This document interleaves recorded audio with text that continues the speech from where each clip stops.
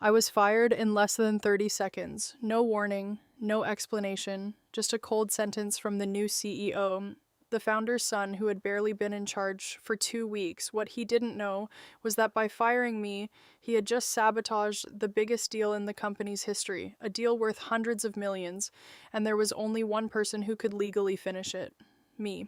The morning it happened felt completely normal at first.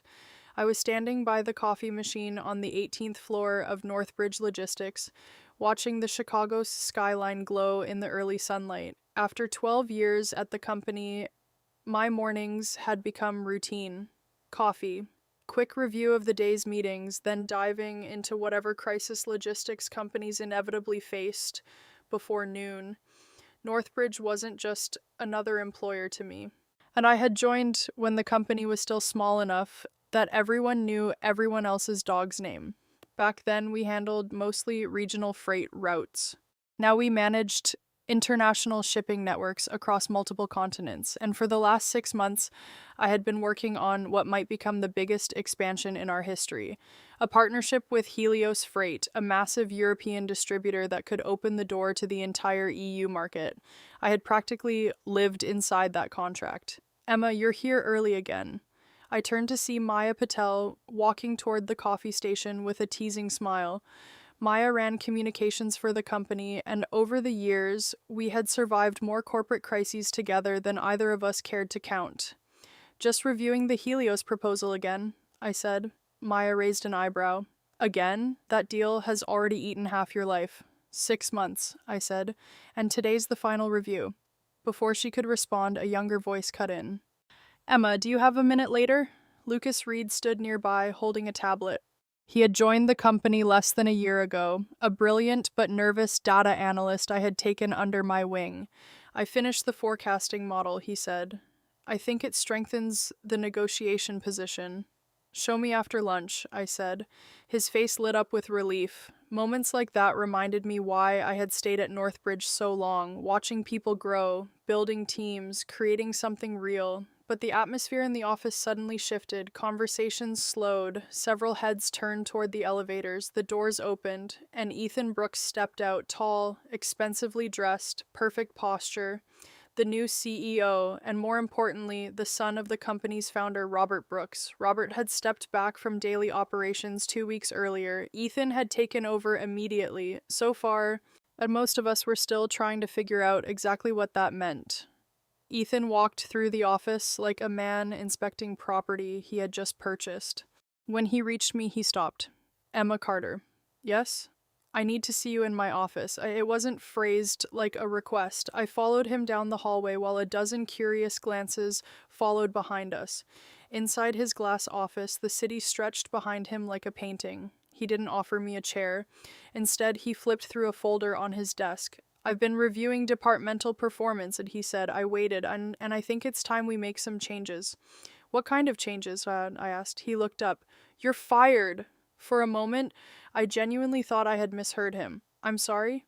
You heard me, he said calmly. We're moving in a different direction as a company, and frankly, I don't see the value in keeping people who are coasting on old accomplishments. Coasting. That word echoed in my mind. 6 months of negotiations, hundreds of hours building the Helios contract, training half the client services team sitting outside his office. But Ethan didn't seem interested in hearing any of that. You can collect your things, he said. HR will handle the paperwork. 12 years, gone in half a minute. I expected anger to explode out of me. Instead, something surprising happened. I felt calm. Understood, I said. He looked almost disappointed by my reaction. I turned and walked out. Lucas looked up from his desk immediately. Emma, is everything okay? I gave him a small shake of my head. Yeah, just keep working on the model. Within 10 minutes, my desk was packed. I left the building without saying goodbye. That night, I barely slept, not because I was angry, but because something about the timing bothered me. The Helios negotiation meeting was scheduled for the next morning, and Ethan had fired the person who had been leading it. And at 9 o'clock the next morning, my phone rang. When I saw the caller ID, I sat upright. Robert Brooks. Emma, he said the moment I answered. I just walked into the office and someone told me you cleaned out your desk yesterday. Yes. Why? Your son fired me. Silence filled the line. What? He said the company was going in a new direction. I heard papers rustling on his desk. Emma, did Ethan read your Helios contract? My stomach tightened. I'm not sure. Because there's a clause in there, Robert said slowly. Of course there was. 5 years earlier, after a disastrous negotiation with another international partner, I had insisted that our biggest accounts include a designated negotiator clause. It meant the client would only recognize one specific person as the company's representative. For Helios, that person was me. Robert sighed heavily. Emma, if you're not there, the deal can't legally be finalized. I leaned back against the couch. So Ethan fired the only person who could sign the agreement. Yes. A moment later, Robert muttered something under his breath that sounded very much like a curse. Then he said, I need you to come in. Before I could answer, my phone buzzed again. Another incoming call, then another. By the time I hung up, my voicemail was filling up. HR, legal, finance, and finally Ethan himself. Emma, his voice said in the message, I think there may have been a misunderstanding yesterday. We need you back here today. Please call me. Interesting. Yesterday I had been disposable. Today I was essential. I didn't call him back immediately. Instead, I poured myself another cup of coffee and sat by the window. For the first time in 12 years, Northbridge needed me more than I needed them. By noon, I had made a decision. I would return. But not the way they expected. When I walked into the building, and I used the main entrance instead of the employee door, people noticed immediately. Whispers followed me through the lobby. Robert was waiting outside his office. Emma, he said, thank you for coming. I have conditions, I said. He nodded quickly. Of course. I placed a document on his desk. A revised agreement, I said. He read the first page silently. Full authority over the Helios negotiation, he said aloud. Yeah. No interference from Ethan? Yes. Robert didn't hesitate long. Done. And one more thing, I added. This situation can't happen again. Robert met my eyes. You have my word. The Helios executives arrived at 1:30. Lucas sat beside me in the conference room looking like he might faint. Relax, I whispered. When the CEO of Helios entered the room, I stood. Guten Tag, I said. His eyebrows lifted in pleasant surprise. You remembered. Respect matters in business, I replied. So the negotiation moved quickly after that. Lucas presented his market projections with impressive confidence. Maya handled a last-minute communications concern that could have delayed the partnership announcement. 2 hours later, the Helios CEO signed the final document. Northbridge officially entered the European market. Robert shook my hand. You saved the company today. I shook my head. I did my job. But when I glanced through the glass walls of the conference room, I saw Ethan pacing outside, and his expression told me something important. This wasn't over. Over the following weeks, strange things began happening.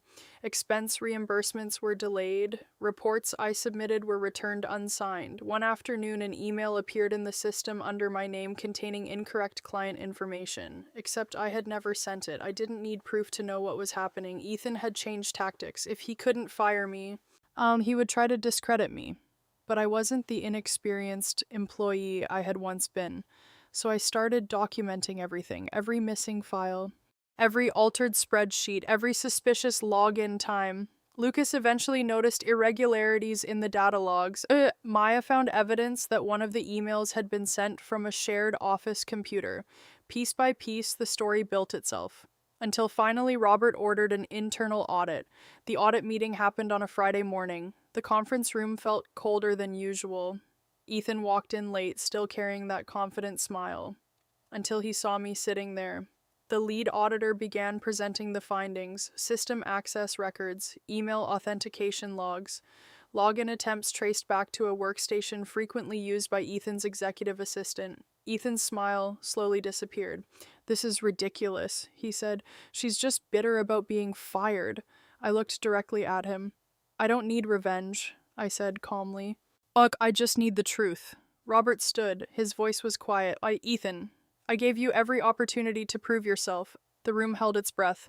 You're suspended, effective immediately.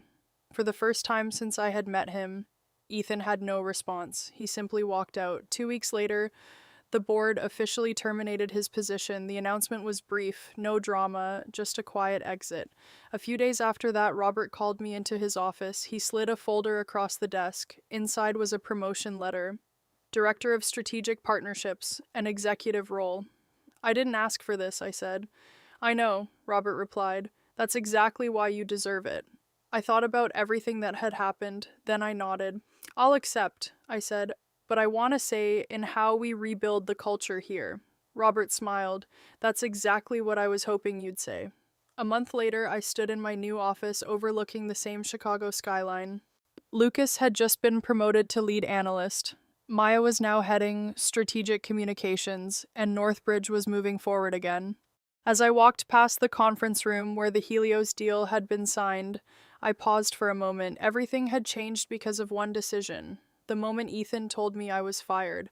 But the real turning point wasn't the contract, it wasn't the audit. It was the moment I walked out of his office that day without arguing, without begging, without trying to defend my worth. Because sometimes the most powerful thing you can do in your career is simply know your value and refuse to let anyone take it away.